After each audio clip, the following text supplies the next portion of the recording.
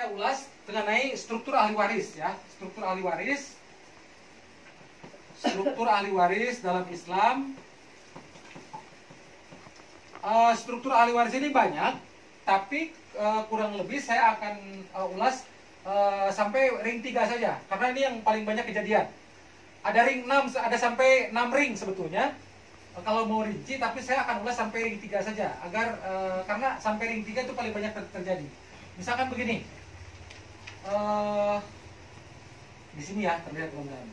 Ini misalnya si mayit nih, si mayit ini yang meninggal. Maka yang pertama kali di cross check adalah ahli waris utamanya. Ada ring 1. Ring 1 adalah pertama pasangannya, bisa istri, bisa suami. Tergantung siapa yang meninggalnya. Kalau yang meninggal adalah suaminya, maka yang jadi ahli waris adalah istrinya. Kalau yang meninggal adalah istrinya, maka yang jadi ahli waris adalah suaminya. Jadi tergantung siapa yang meninggalnya. Yang kedua adalah ayah kandungnya si mayit. Yang ketiga adalah ibu kandung si mayit. Yang keempat adalah anak laki-laki. Yang kelima adalah anak perempuan. Inilah ahli waris utama. Yang saya tulis di sini, ini adalah orang-orang yang pasti dapat warisan. Pasti, Pak. Tidak bisa tidak. Selama mereka masih hidup, mereka akan kebagian warisan. Jadi misalnya sekarang saya langsung pakai nama ya, biar lebih jelas. Ini si mayit nih. Misalkan tadi Pak Ahmad. Ini Ahmad, yang meninggalnya Ahmad. Ketika Pak Ahmad meninggal, kita ingin tahu siapa saja ahli warisnya. Cek dulu ring 1-nya. Atau langsung Ibu Mimi yang meninggal gitu. Kenapa? Ibu Mimi yang meninggal. Oke, boleh. Biar langsung ya. Ibu. Oke. Oh iya, begini Pak. Bagus disebutkan. Gini. Setiap dalam hukum waris itu membahas persoalan waris, membagikan itu, kalau ada 2 orang yang meninggal harus 2 kali Pak, 2 tahap ngebagiinnya. Kalau ada 5 orang yang meninggal harus 5 kali, tidak boleh sekaligus.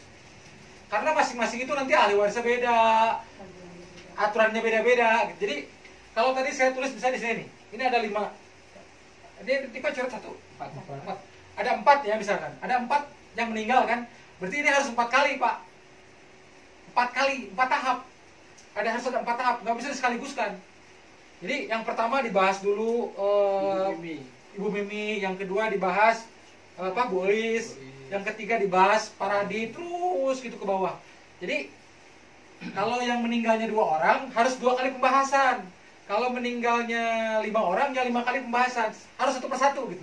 Tidak bisa diskaliguskan. Makanya kalau di sini ada yang meninggal 4, kita ingin tahu tentang ahli warisnya siapa, harus 4 kali, 4 tahap. Nggak bisa diskaliguskan. 3 hal ini, jadi misalnya kan ini 3 hal ya kan? 3 hal, berarti kalau 4 orang, berarti 3 ini kali 4. Membahas 3 hal ini untuk 4 orang. Karena beda-beda nih. Jadi nanti pertama misalnya Ibu Mimi, poin 1, tentukan ahli warisnya. Yang kedua bagian-bagiannya, ini 3. Yang kedua Ibu Ois, poin 1-nya apa, poin 2, poin 3. Terus Paradi 1, 2, 3 gitu. Jadi tidak bisa diskaliguskan. Oke, langsung saja ya. Biar ini ke Ibu Mimi tadi ya? Ya, Ibu Mimi namanya. Oke. Biar langsung misalnya almarhumah Ibu Mimi. Almarhumah Ibu Mimi. Nah, pertama kita tentukan dulu ahli warisnya. Ketika Ibu Mimi meninggal, ya, siapa sih ahli waris Ibu Mimi ini yang berhak dapat warisan dari harta Bu Mimi gitu. Maka pertama adalah cross check apakah suaminya masih hidup atau enggak. Masih hidup ya, Paradi ya. Paradi. Nah, suami di sini kan, ini Paradi suami. Paradi ahli waris pertama. Yang kedua, ayah dan ibunya Bu Mimi masih hidup atau enggak? Tidak ada ya. Sudah lebih dulu meninggal. Berarti yang bagian ini enggak ada. Oke, kosong. Ya, kosong. Kemudian sebetulnya kalau mau lebih teliti itu nanti sampai kakek nenek di cross check. Cuman kan kalau misalnya Ibu Mimi meninggal dalam usia sudah tua, kalau ayah ibunya sudah nggak ada, berarti kakek nenek juga apalagi kan begitu ya. Sudah nggak usah dibahas lagi. Tapi kadang-kadang ada kasusnya Pak. Kadang-kadang ada di sini meninggal ternyata kakeknya masih hidup, ada loh. Meskipun jarang. Jadi kalau ayah ibunya udah nggak ada, otomatis kita asumsikan kakek nenek udah nggak ada. Oke, lanjut kita ke yang berikutnya. Anak sekarang. Anak Bu Mimi 5. ada berapa? 5. Ada 5 ya? 2 perempuan, 3 laki-laki. Dua perempuan, kita ini aja ya. L1 perempuan dulu ya? Perempuan dulu, perempuan. Perempuan berapa? 2. Perempuan Perempuan 2. yang pertama kedua itu perempuan semua. Oh, ini laki-laki. Heeh. Nah, kita gini aja lah. P1, P2, L1, L2, L3 gitu ya. Oke. Berarti ini perempuan 2, laki-laki 3 orang. 1, 2, 3. Nah, ini yang 5 orang ini kan, 5 orang ini masih hidup ya? Hidup Saat semua. Bu Mimi. Hidup semua. Bu Mimi wafat ya? Oke, masih hidup. Berarti sudah jelas nih. Warisan sudah selesai. Untuk warisan Bu Mimi hanya 6 orang yang berhak. Selain ini tidak, nggak kebagian.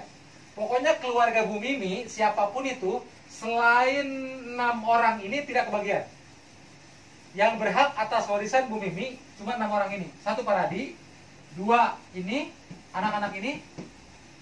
Cara membaginya gampang. Kalau udah seperti ini, cara membaginya adalah Paradi ini sebagai suami, dia kemungkinannya 2 kan. Apakah dapat 1/2 atau 1/4? Dalam kasus ini, Paradi sebagai suami dapat bagiannya 1/4.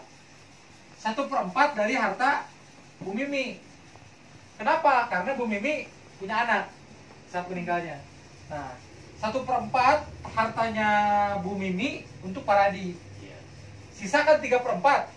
Sisanya 3/4. 3/4 ini dibagikan kepada anak-anaknya yang 5 ini. Kepada anak-anak yang 5 ini dengan perhitungan 1 anak laki-laki 2 kali lipat dari anak perempuan. Gitu. Jadi 1/4 harta Bu Mimi untuk Paradi, sisanya 3/4 dibagikan kepada 5 anak ini dengan perhitungan 1 anak laki-laki dapat 2 kali lipat dari 1 anak perempuan. Berarti dibagi 8 ya. Ya, berarti ini kan dikali 2 kan? Ya. Kali 2 nih. Ini kan 3 orang laki-lakinya. Berarti 6, 7, 8. Berarti yang 3/4 ini dibagi 8. Itu ya. 3/4 dibagi 8. Nah, seperti itu.